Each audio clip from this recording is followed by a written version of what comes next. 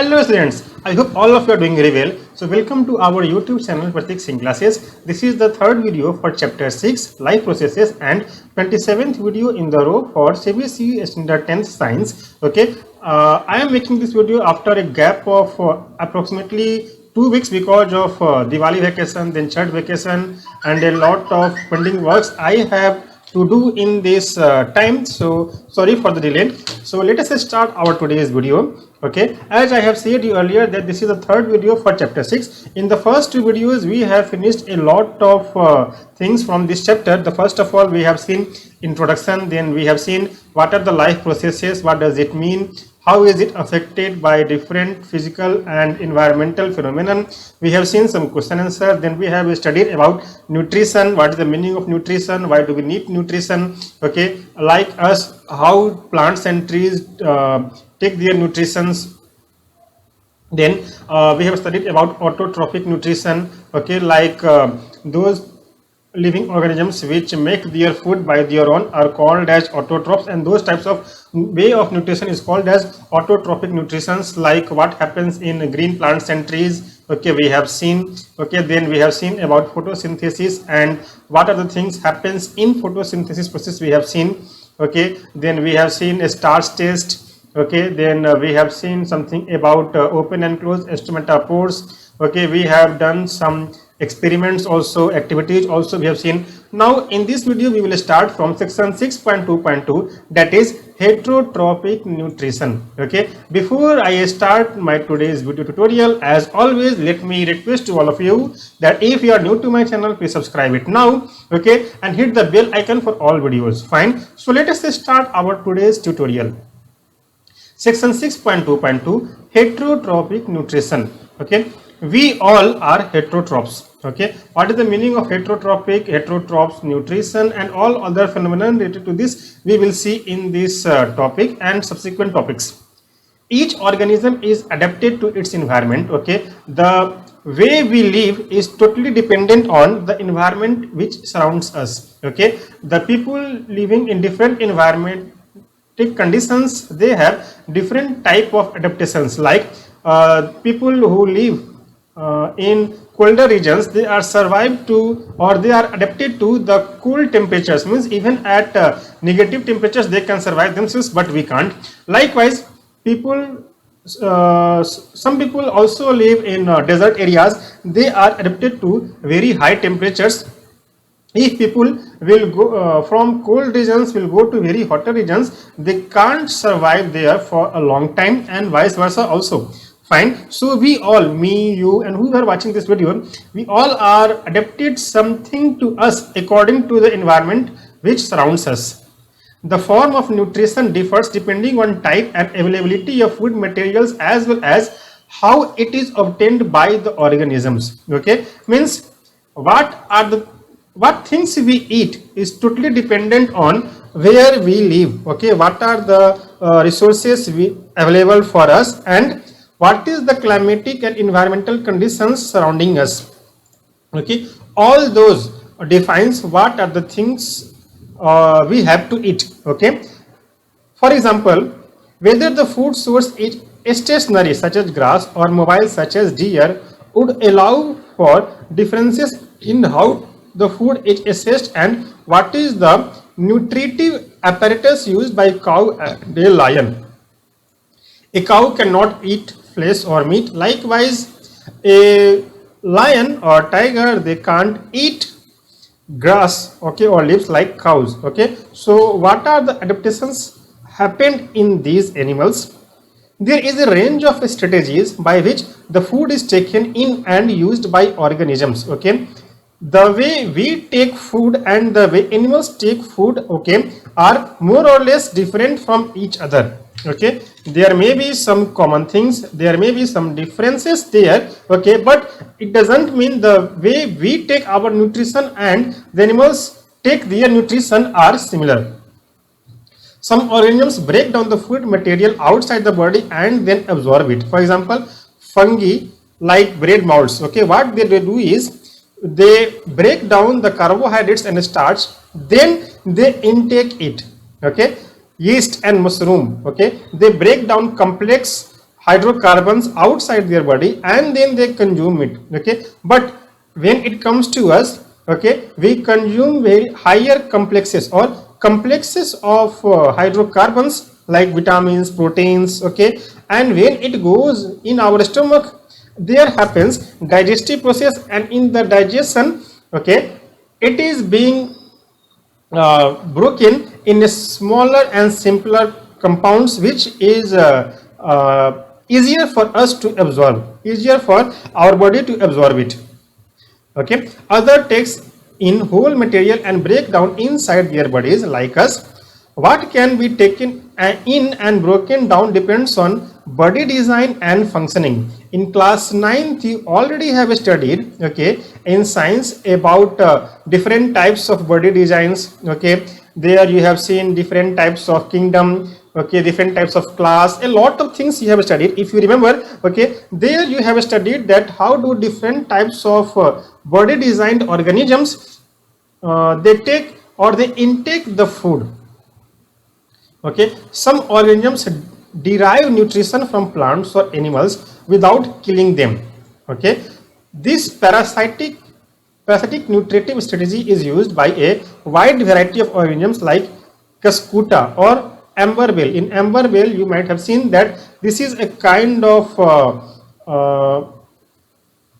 you can see in different plants that long thick or long thin like this, like my earphone. Okay, long thick strands of greens will be there, which circulates the plants and trees and suck the nutrition from their body. They don't have roots.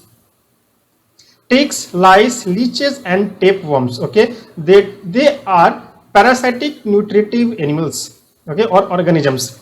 Then section 6.2.3, how do organisms obtain their nutrition? Okay, since the food and the way it is obtained differ, the digestive system is different in various organisms. Okay, the food which we intake is totally different from the food plants or animals intake. Okay, so our digestive system are also different.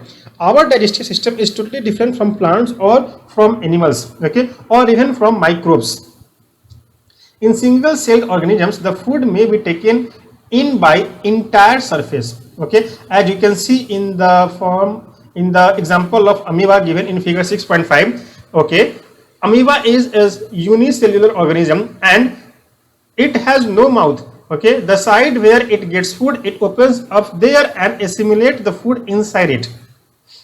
Okay, but as the complexity of the organism increases, different parts become specialized to perform different functions. Means as our body becomes more and more complex. Okay, more complex means we have separate organs for separate function. Okay, differentiated organs for separate function. There the complexity of food becomes different, becomes very high, and also the way it is being digested also becomes very complex.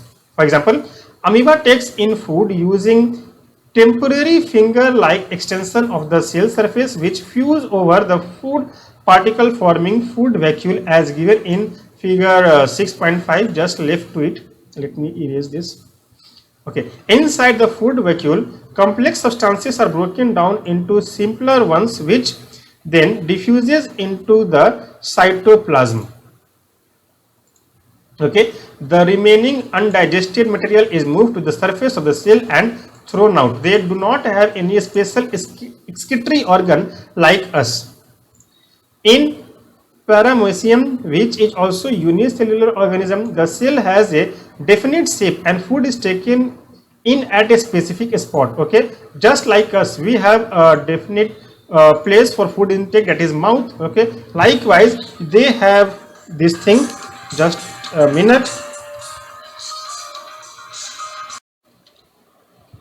All right, food is moved to this spot by movement of cilia which cover the entire surface of the cell. And if you have remembered from the 9th biology, okay, that cilia is just like the hair which is available, okay, on the surface of full body. Now coming to section 6.2.4, that is nutrition in human beings. Okay, our body is very complex. Okay, and in our body we have a specific organ for a specific work. Fine. The alimentary canal is basically a long tube extending from mouth to the anus. Okay, as you can see in this section, in this figure 6.6. Okay, starting from mouth and all goes around this tube, then to a stomach. Okay, then to a small intestine, to large intestine, and again to anus. So all these called alimentary canal. Okay, we can see that the tube has different parts. Okay, starting from mouth. Okay, and then to esophagus, then stomach, intestine. Okay, and then anus. Okay, and then other organs also like gallbladder, liver, pancreas, appendixes. Okay, various reasons are specified to perform different function, although it does the digestion, but at different places, different complex compound, okay, is being digested. What happens to the food once it enters our body? Okay, we shall discuss this process here in detail. Now, before discussing this, we have to do activity 6.3. Take 1 milliliter starch solution 1% in two test tubes A and B.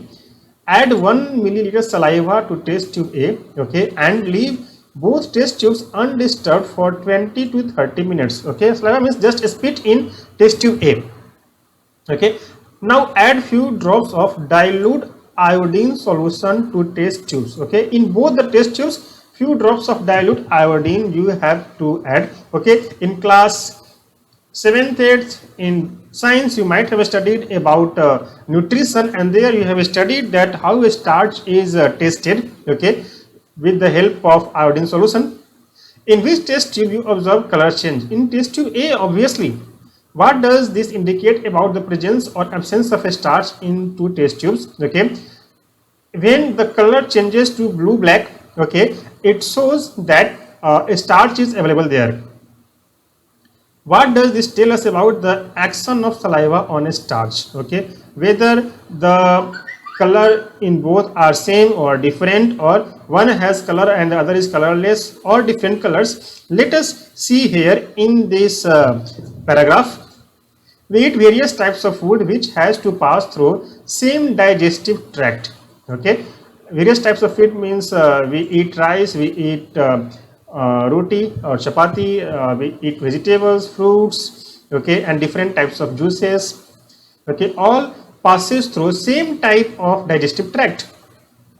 Naturally, the food has to be processed to generate particles which are small and of same texture. Okay, so whatever we eat, it must be converted into smaller and smaller particles with same texture.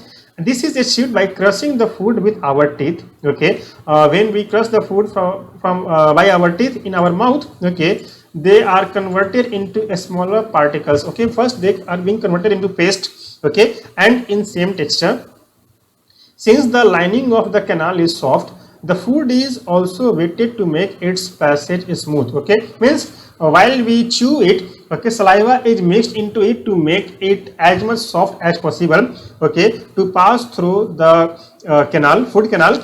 Okay, so it is always recommended to chew the food, okay, as much as possible before you swallow it. When we eat something we like, our mouth waters. Okay, means our mouth makes a lot of saliva. This is actually not only water but a fluid called saliva secreted by the salivary glands which is available below the tongue. Another aspect of food we ingest is its complex nature. If it is to be absorbed from alimentary canal, it has to be broken into smaller molecules. Okay, this is done by the help of biological catalysts called enzymes. Okay, enzymes are secreted by ductless glands from different situated at different parts of our body. Okay, the saliva contains an enzyme called salivary amylase that breaks down a starch, which is a complex molecule, to give sugar. Okay, here carbohydrate is converted into a starch, and then when it mixes with the salivary enzyme amylase, it breaks down, okay, to give sugar. The food is mixed throughout with saliva and moved around the mouth while chewing by the muscular tongue. Okay, while we chew our food, okay, it is being you can say it moves from one place to other place in our mouth, so that every bigger particle must be converted into a smaller particle, and not only particle, the bigger complex molecules are being converted into smaller molecules. It is necessary to move the food in a regulated manner along the digestive tube so that it can be processed properly in each part. All right.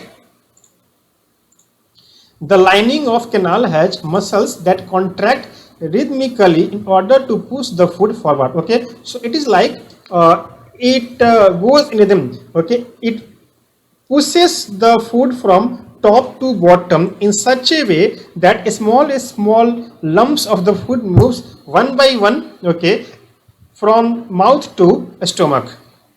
Okay, the lining of canal has muscles that contract rhythmically, okay, one by the other from top to bottom. It contracts, okay, and thus it pushes the food in backward direction or in downward direction, okay, to reach to a stomach. Okay, this 1 minute. This this peristaltic movement occur all along the gut.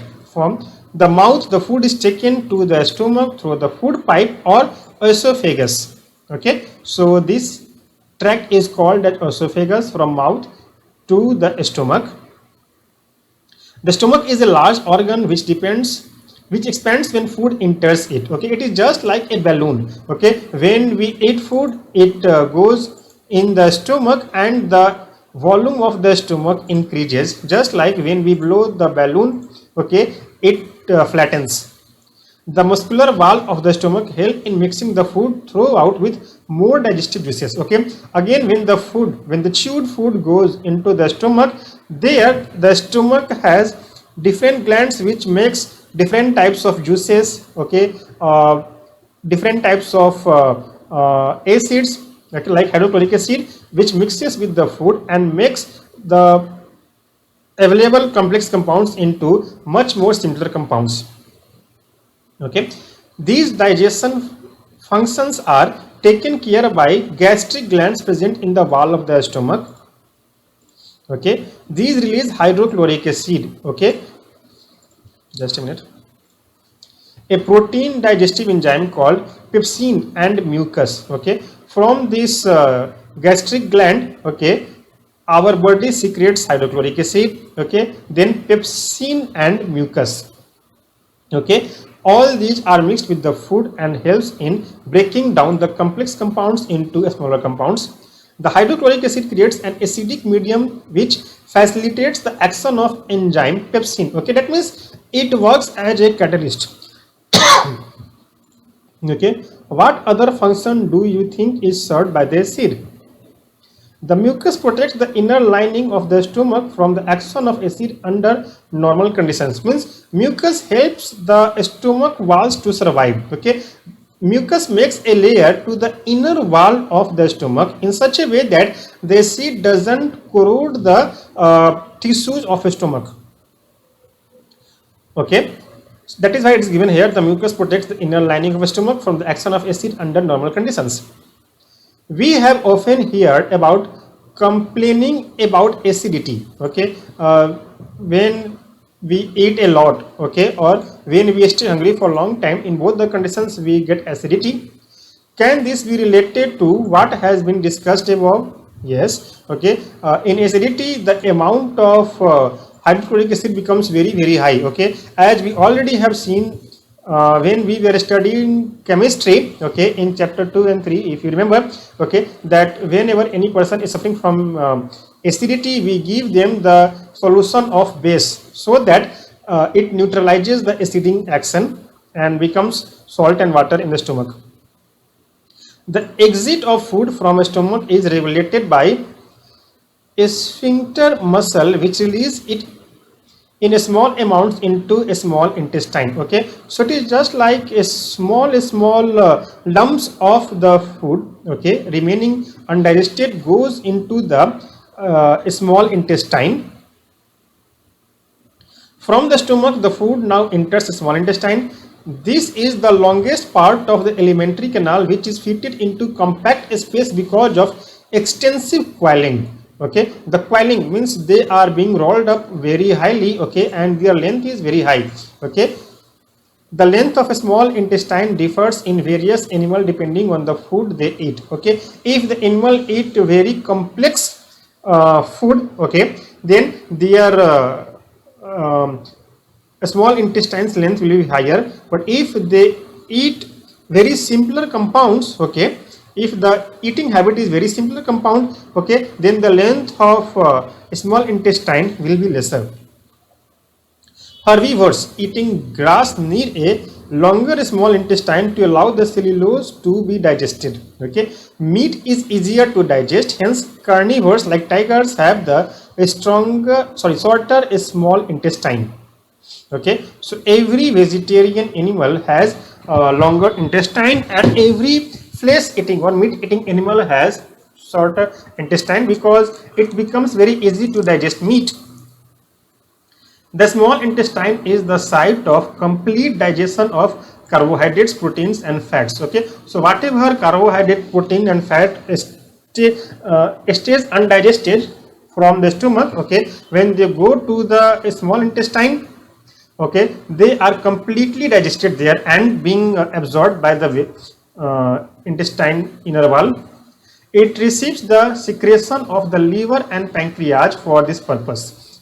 Okay, the liver and pancreas also produces or secretes some juices which are being mixed, okay, with the undigested food available still in small intestine.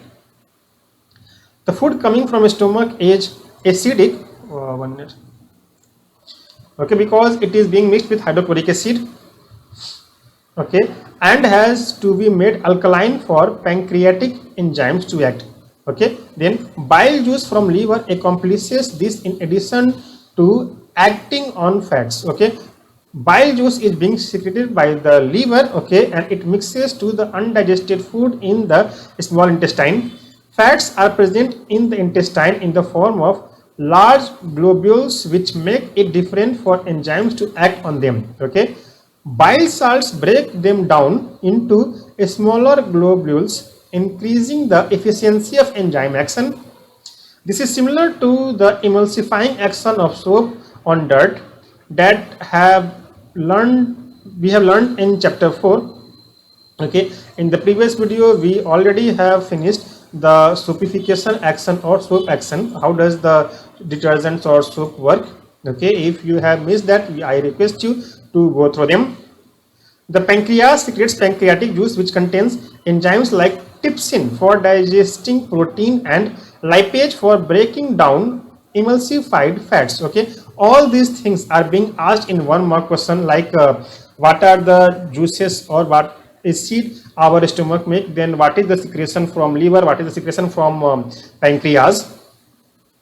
The wall of the small intestine contains glands which secretes intestinal juice. The enzymes present in it finally convert the proteins into amino acids, complex carbohydrates into glucose, and fats into fatty acids and glycerol, which is being absorbed. The digested food is taken up by the walls of the intestine, inner wall of the intestine.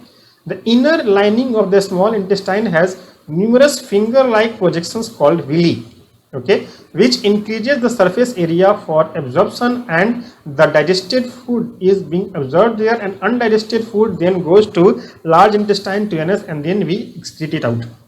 The villi are richly supplied with blood vessels which take the absorbed food to each and every cell of the blood. Okay, we already have studied earlier that blood circulates oxygen to each and every cell. Not only that, it also delivers the digested food or the nutrition from this villi from each and every cell of the body to each and every cell of the body.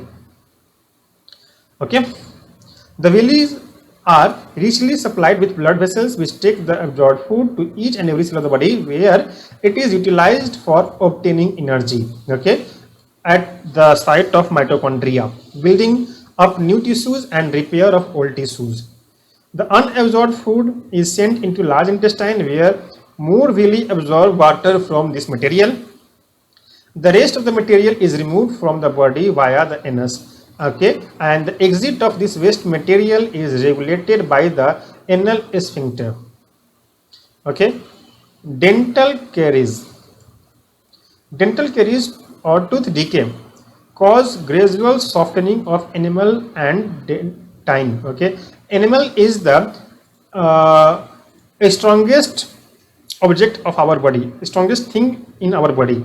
Okay, because of softening of enamel, we have to go through a lot of pain.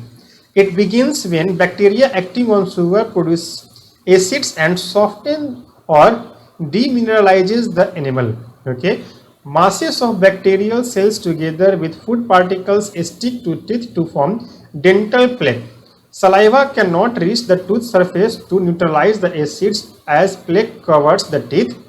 Brushing the teeth after eating removes the plaque before the bacteria produce acids. If untreated, microorganisms may invade the pulp, causing inflammation or infection. Okay, the best way to take care of it is after eating, flush your mouth very properly. Okay, and throw it. Okay, so then there are some questions. So today we have seen about heterotrophic nutrition. Okay, in next video we will study from section 6.3 respiration, the process, the definition. Okay, then we will also see some activity. Okay, and this is too much related to medical science. If you are interested to do MBBS after +2, fine. So till next video, take care of yourself. Okay, please stay away from corona. Okay, use mask because still we have no medicine for corona. Okay, not only for corona, if you use mask, it will also avoid you to get in trouble with any kind of dust available in air. Okay, or air pollution. And also keep watching, keep supporting our channel Pratik Singh Classes. Please subscribe it, share it, like it, and hit the bell icon for all the videos. Till next video, take care of yourself. Bye bye.